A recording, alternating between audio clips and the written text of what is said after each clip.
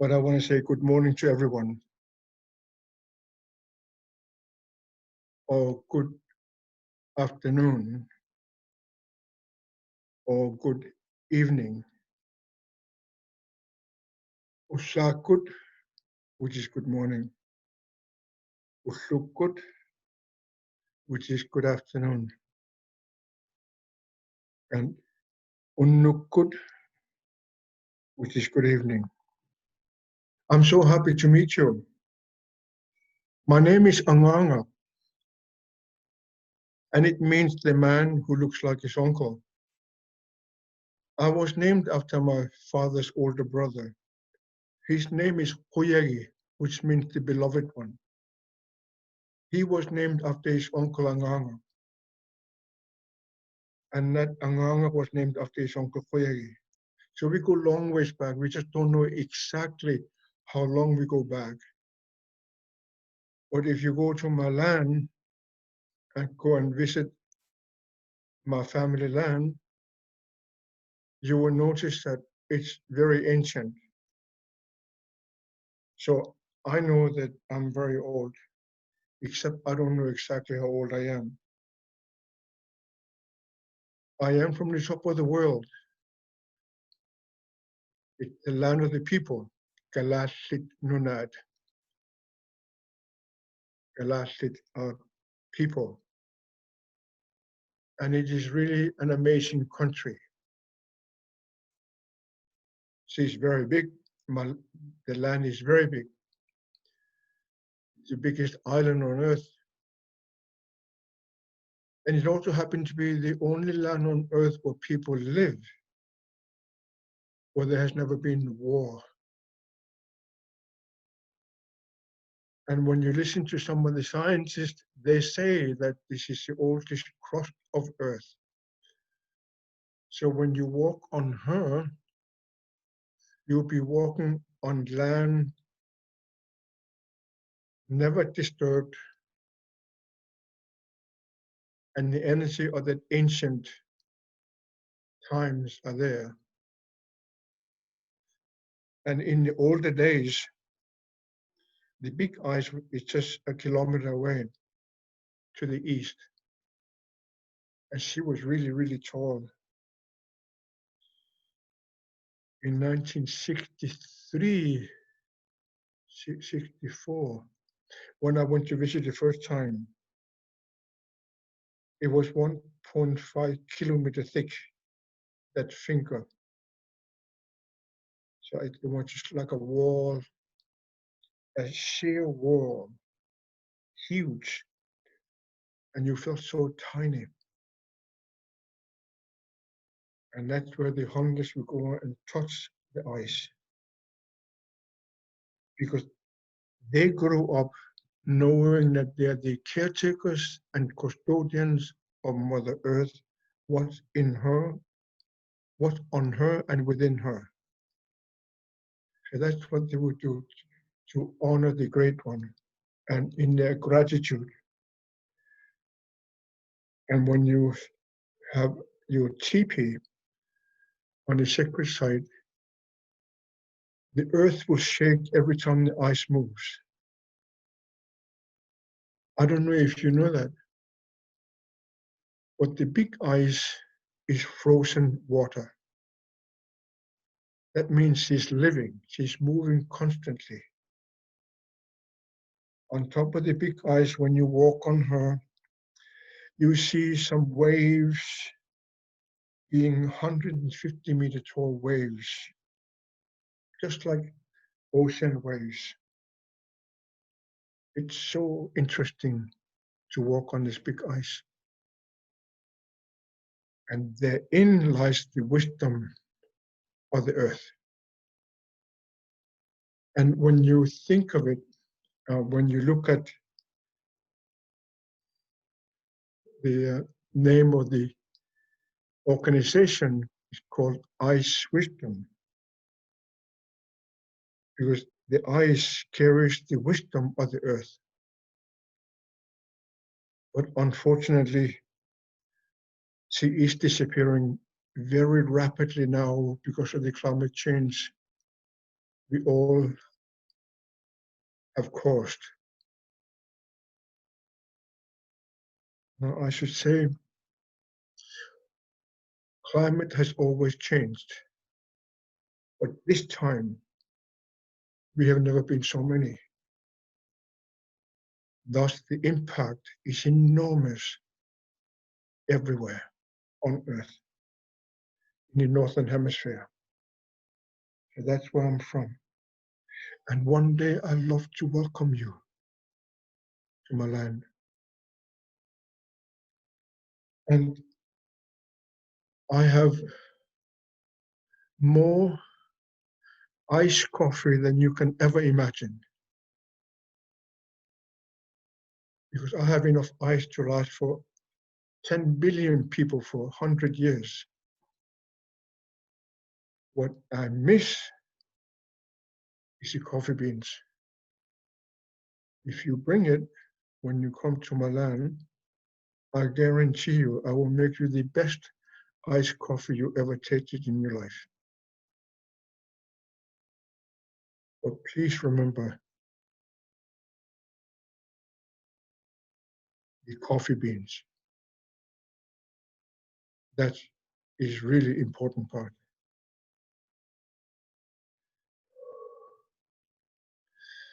I wanted to talk about ceremonies. Well, I grew up on the coast of the Angaangaq, the big fjord, just south of it. I grew up on a big island of Angaangaq Island. And I spent the first 12 years of my life spending with my grandmother, our grandmother, Angaangaq is her name. And she was like everybody else who raised her grandchildren because mother and father had to do the hunting and fishing to provide the food. So my mother and father did. And then us, the children, with many other cousins, we were there with our grandmother because my grandfather had passed on. So I spent the first 12 years of my life with her. And when I think of her now, it is she would be smiling when she looked at you. And most likely she would say, "Oh, how beautiful." Because my grandmother always saw the beauty in everyone she meets. Sometimes I was thinking, I wonder what kind of eyes she has. Because everyone she looked at, she would call him, "How beautiful." One day I want to be like her. She had long, long hair. She could almost stand on them. And as a child, we would comb her hair and we would braid them. And it takes hours and hours to do that. And she would be sitting there and then going back and forth gently and telling stories and giving us teachings. One of the most important teachings of the element around us is the moon.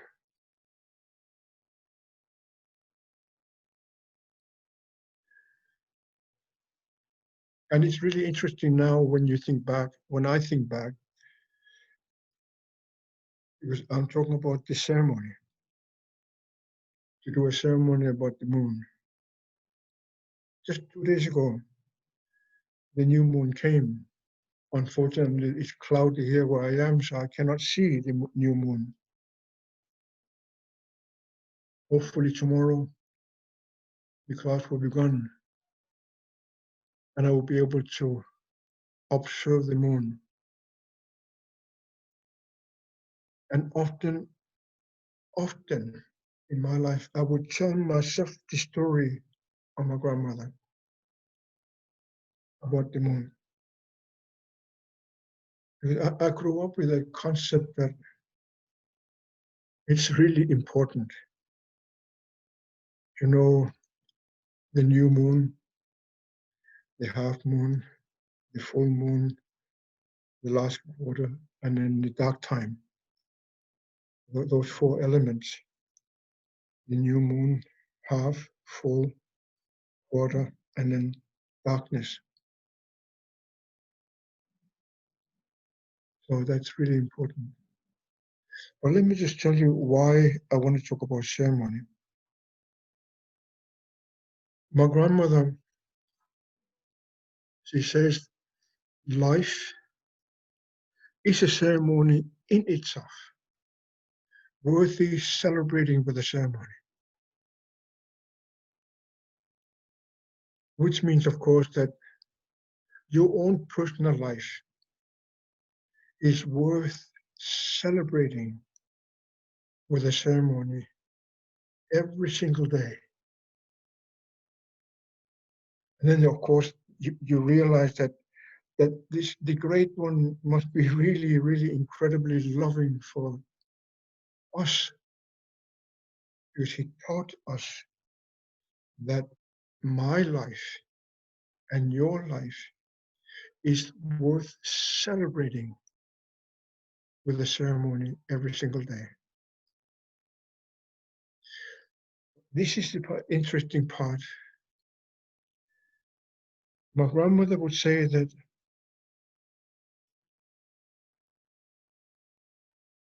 when the ceremony loses its spirit, it becomes a ritual. So, of course, we ask, what is a ritual then? And she would say, and often she would close her eyes and she looks like she's thinking. And then she would say, when the ceremony loses its spirit, which is the spirit of your creation, of things you do to lift yourself up, when that dies, that ceremony act you did become a ritual. People don't know why you did it. They do it because that's the way you did it. And she would often say, and the world as it is full of rituals. Now I have traveled the world. When I say that I have traveled the world, I really have traveled the world. How far did I travel? Not very far, only 72 countries have I worked in. I've been to other countries, but they don't count because I've never been there to work, and I never go anywhere without being invited. My airplane just landed there, so it doesn't count. I cannot say that I've been there. Of course, I can say that I've been there, but it's not a place I've been invited to. So for me, that's pretty important because that's how my father trained us to be. And I realized that my grandmother's words are really true. How? That so many people in this world are no longer doing ceremony in their lives. They're not celebrating their life as a gift. They're doing an act because that's the way it's being done. They don't know why it's being done like that, but they do it because that's the way everybody does it. And that's what my grandmother says, that when the ceremony loses its spirit, that beautiful spirit you will put into your own creation of a ceremony. So many people will ask me, what is a ceremony? Actually, and I am serious myself, I actually made myself a fresh cup of coffee because I wanted to include that in my ceremony. And I am an old timer. When I make a cup of coffee, I do it like in the old days. I don't use machines. And then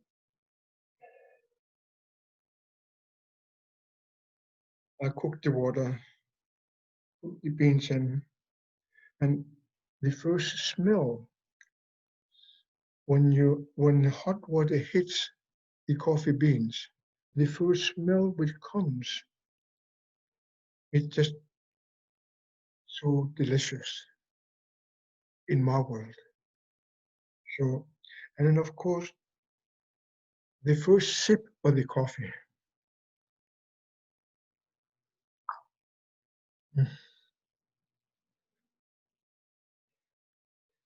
For me, it's like that the world opens up for me.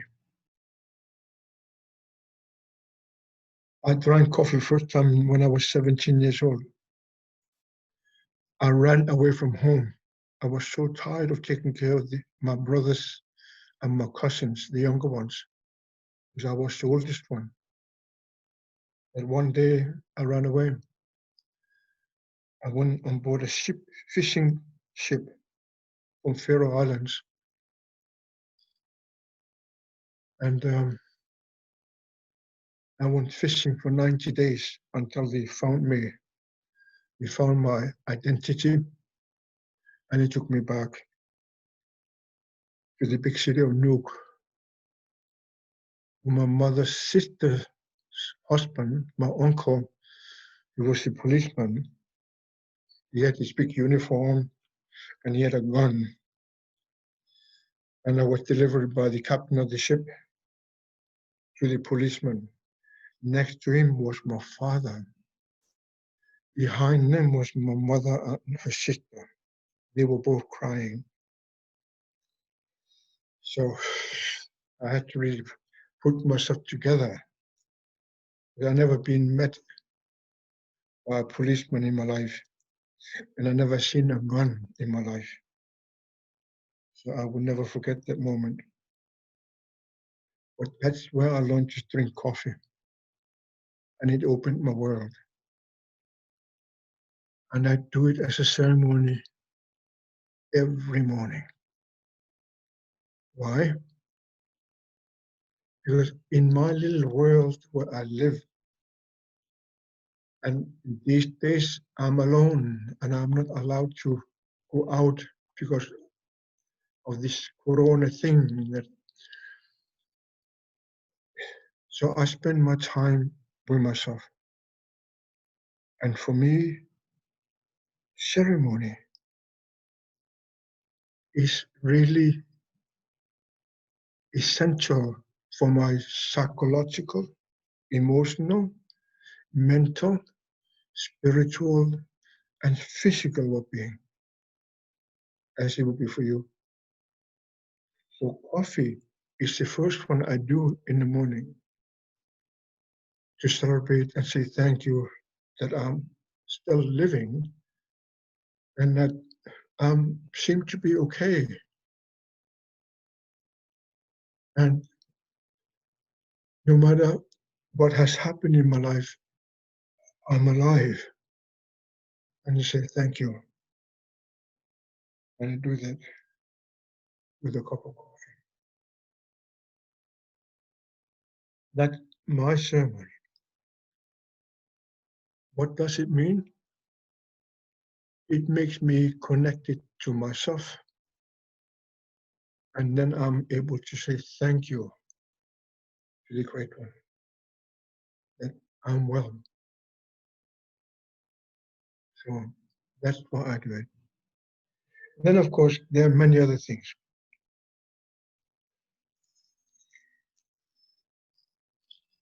I don't know if any one of you come from Europe, but this is my last chocolate. My beloved wife, Sinika, she loved it. And she has eaten more chocolate than anyone I know in my life. She has Alzheimer's now and is now living in a home.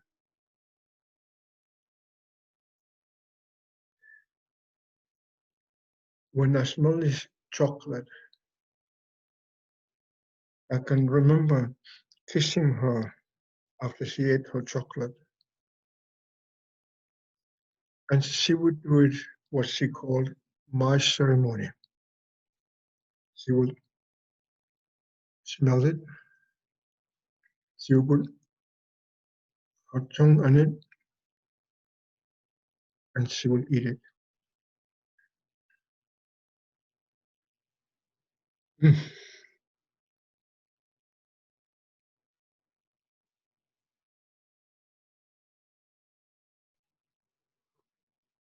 Mm. Coffee and chocolate together. What else is there in this world? I don't think there's anything better in this world. Right now, I can feel my beloved one.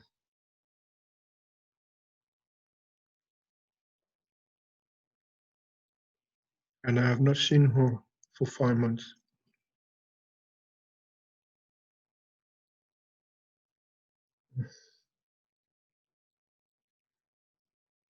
That's her ceremony.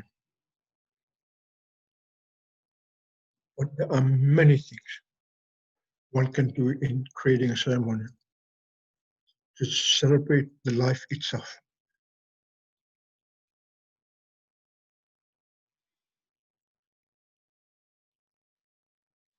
My oldest brother, Angaangaq, he was an old sailor, old captain on a ship. When he retired, he didn't know how to live on land. He never knew how to live on land. So our younger brother, Bessie, we shared the house together. Bessie is an old construction man, my brother, and his oldest brother, an old sailor. I always remember when I went to their house first time in Denmark, and I woke them up. He was just sleeping when I walked in. The first thing they did, both of them, is to go to their balcony. And it was in the winter, just in their underwear. And they did the ceremony by lighting up the cigarettes.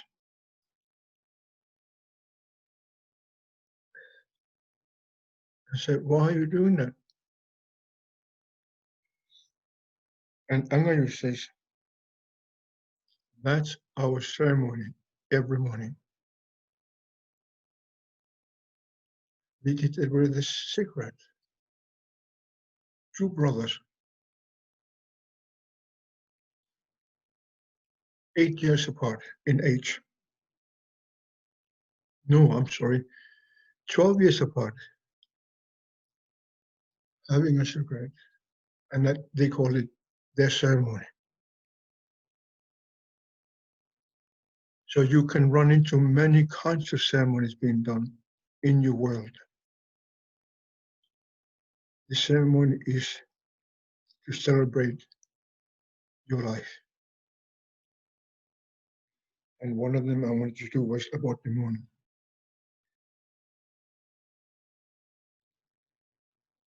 When I went to high school in the 60s,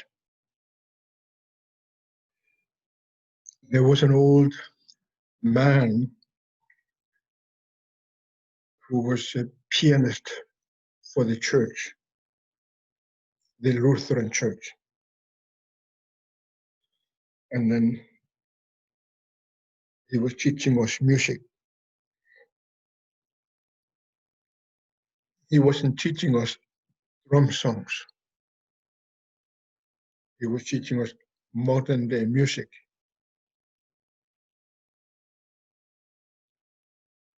I always remember him with his cigar. Very fine man. And in those days, I did not know what it was. But once in a while, he would open the desk drawer and disappear behind underneath the desk and do something. Later on, we learned that he liked his uh, blood of Christ. I think in the modern day language, they call it wine, or he called it the blood of Christ. So he would take a sip of it.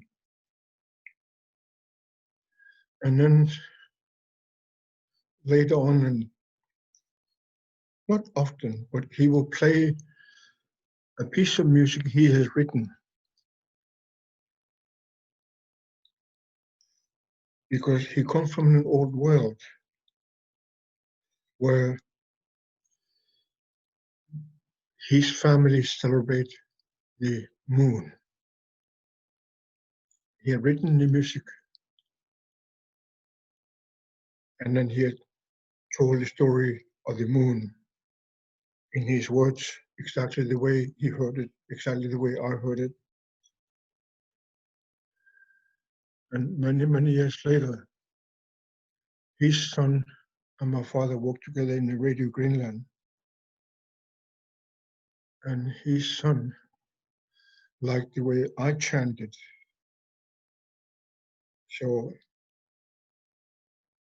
and because I went to school with his father as one of the teachers, I loved that song, the tune he has written back in the 1920s as a young man. So I learned to chant it. I had then not memorized the words themselves. And the son loved the way I chanted his father's song. So many years later, as a runner for the elders, because there were so many people who came to the elders gathering when my mother and father called when I am in town, where I had to tell them whom I met, what I saw, what I experienced, what I heard when I traveled in the world.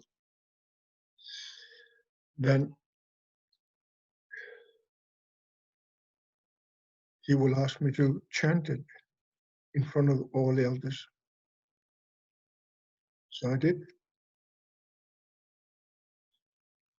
And later on, I would like to give it to you. And then when he died, his wife and my mother were best of friends. My mother carried on with the tradition of inviting the elders when I came to town. And there one day she stood up, the wife of my father's friend, and said, Angaangaq has right for the song.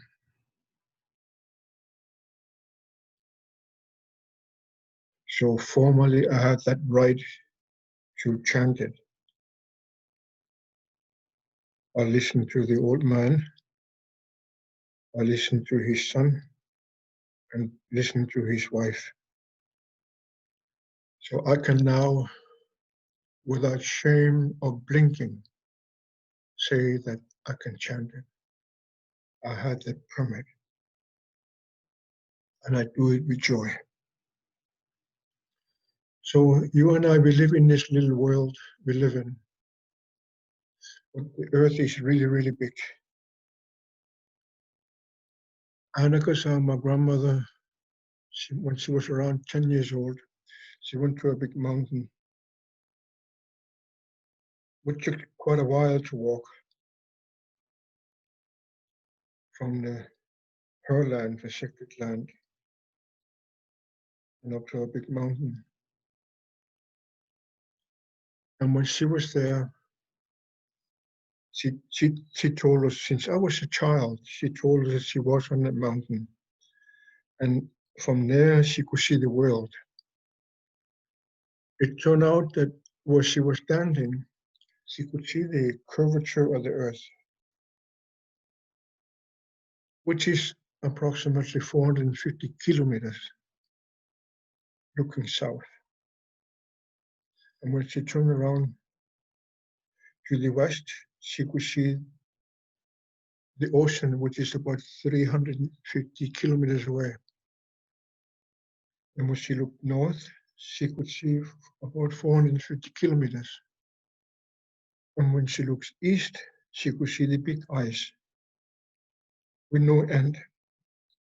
It turned out to be that it's almost 700 kilometers from the shore of the western big ice to the eastern shore of the big ice, more than 600 kilometers long. So that little girl saw the world. And she told us that when she was standing there was only one moon. And there was only one sun. And then she saw the world. And it's so interesting. She says that in the east, when the sun rises, she is always yellow.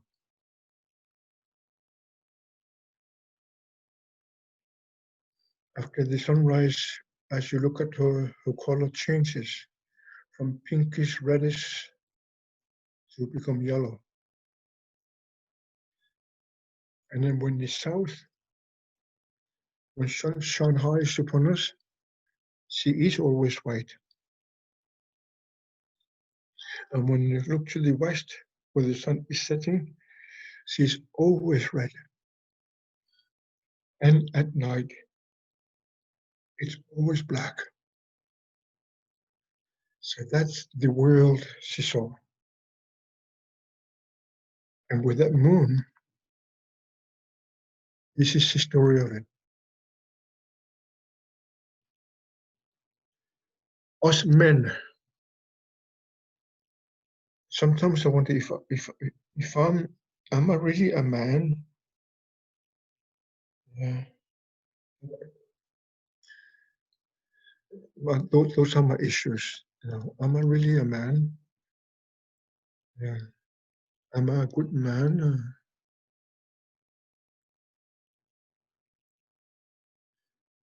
All these thoughts coming around. So us men, we always have been wondering, what is the role of the moon? Because he comes and goes. And we have now realized that that's what the men do. They come and go. One day they're there, the other day they're not there. Other days they will just show up briefly and disappear. And so men like myself behave like the moon. So, but that incredible moon, he comes. And the moon had been wanting to tell man his role in his life. But he never had this with courage to tell that story. For a long time he couldn't. But one day he had the courage. So he spoke to the man and he told him, you know, I bring the light of the sun. And just like that, man says back to the moon, or you don't bring the warmth. And the sun said, but I do bring the light of the sun, but you don't bring the warmth. So what are you talking about? So the moon loses courage and stays silent for some time. Then he got himself together and he says, you know, I bring the light of the sun. And man had never really thought of it like that. Accepted that. And then the moon got more courage and says,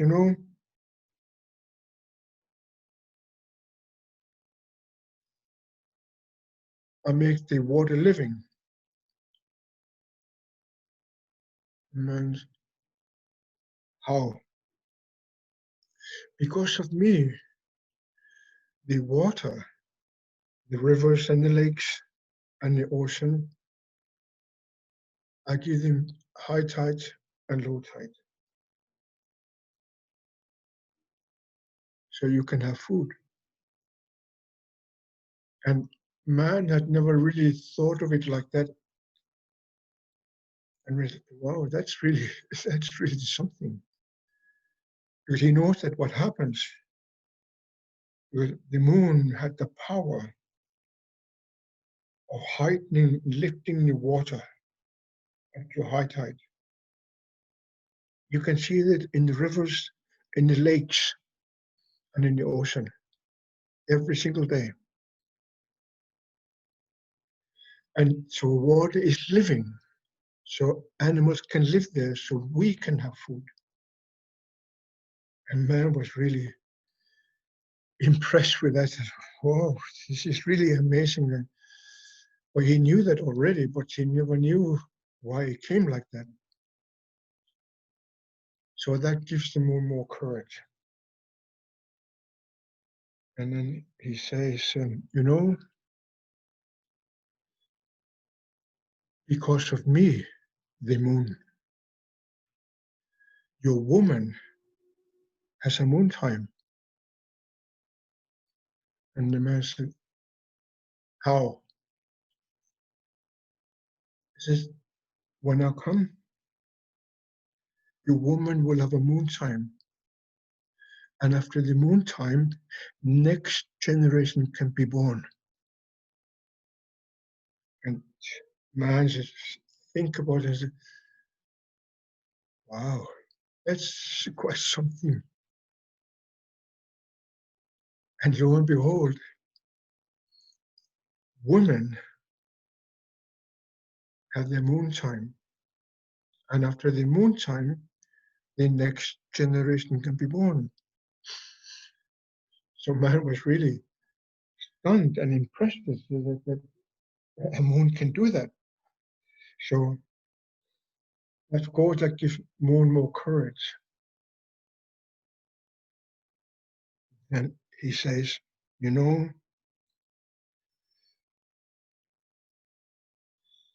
at the very darkest time of your life, I will come and shine upon you so you can have hope.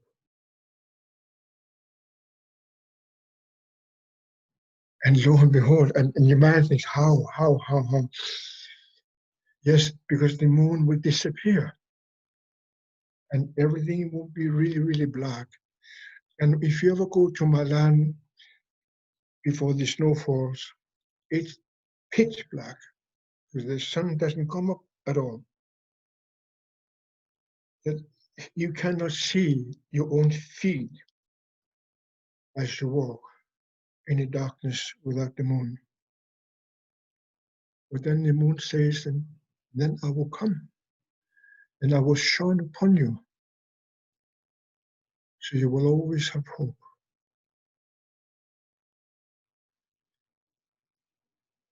And man realizes that he himself goes through really dark times in his life. I go through incredibly dark times in my life. I don't know about you, but you probably do go through very dark times in your life as well. But then that incredible being called the moon, he will come and he will shine upon you. And you can find your way. And thus you have the hope of finding yourself. I look forward to the day when I will find myself and truly learning to accept myself as I am. I look forward to the day when I can truly respect myself, let alone recognizing myself. And most importantly, I look forward to the day when I can truly love myself.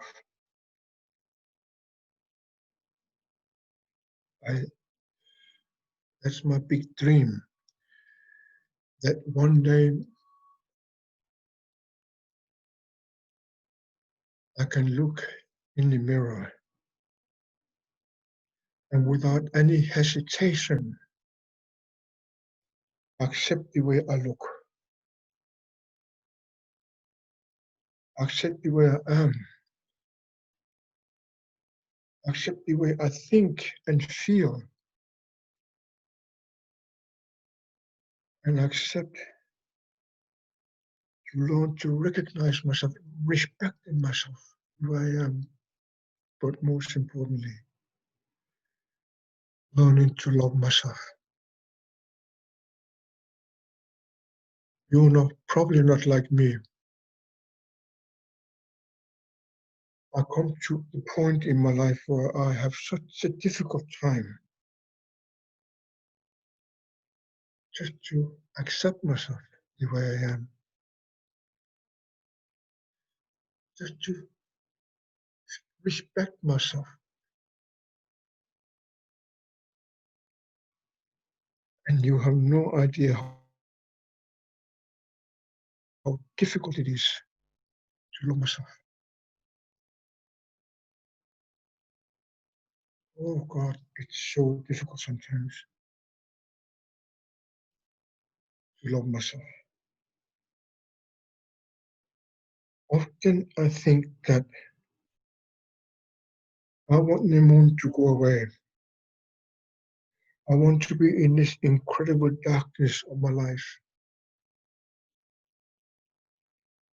I want to come to a lake and look over that lake to see if I can see my own reflection.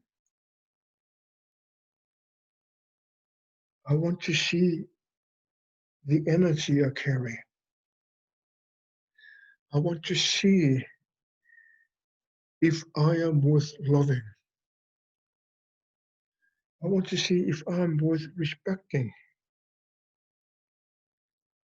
I want to see if I am acceptable in the eyes of other people. Because often I see people looking at me with such energy which is so difficult to look at.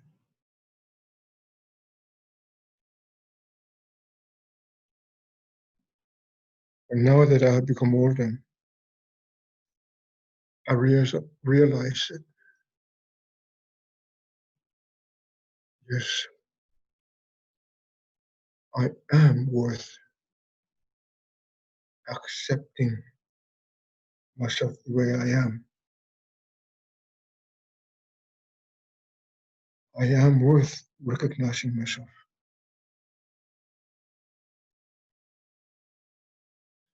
I am worth loving myself. And that incredible moon and the beautiful women in my world has made me having 4 beautiful children.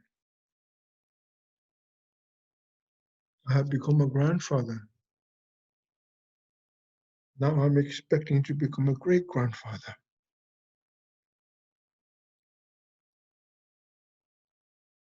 And that incredible moon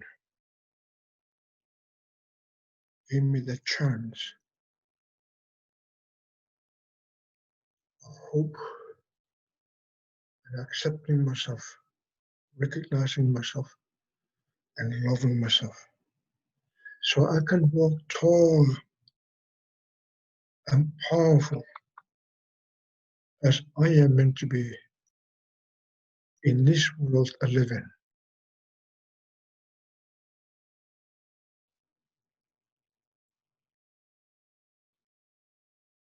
Tonight, I will walk in the darkness under the clouds, and I will come to the park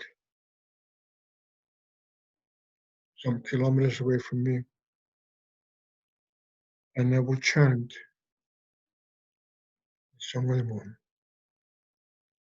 This is the way I do it. Just imagine that the big moon is shining upon you in his splendor of an incredible light coming from the sun. He's shining on you so you can recognize yourself, accept yourself, honor yourself, respect yourself, and most importantly, love yourself.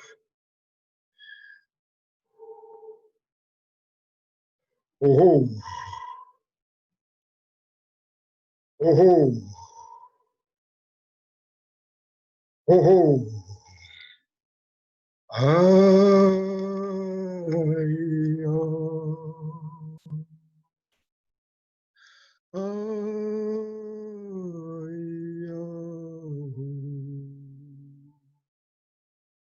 Aham matqanuiniyo si.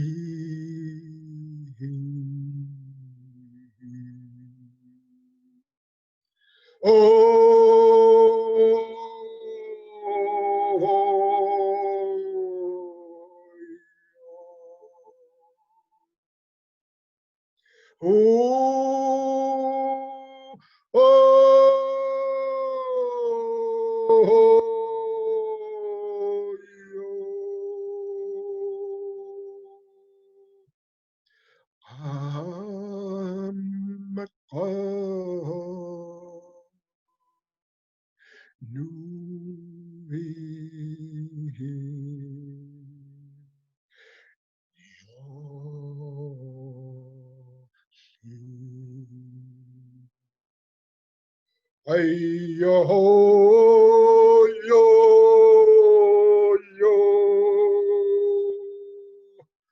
Ay yo yo.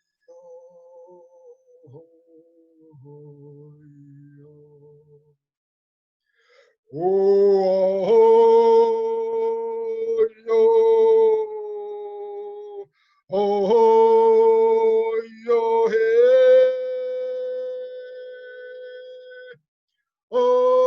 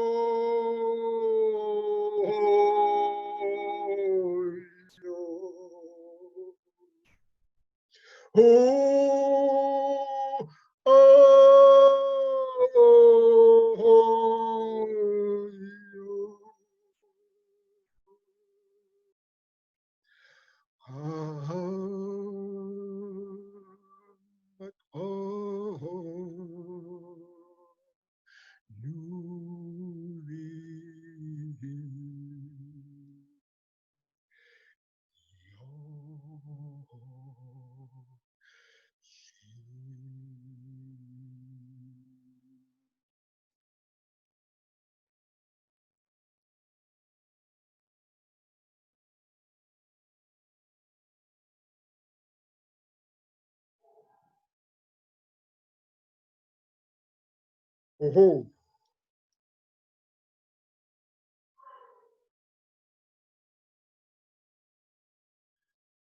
I am so happy to meet you. I pray, and I really truly pray that one day you and I will be able to do some ceremonies together. Because I have so much to learn from other people. Because most of my life, I'm the one who's been talking about ceremonies. I do realize that there are so many different kinds of people on this incredible earth I live on, where I could learn so much. How great it would be to sit around the fire and observe you during your ceremony and teach me how to be a better man.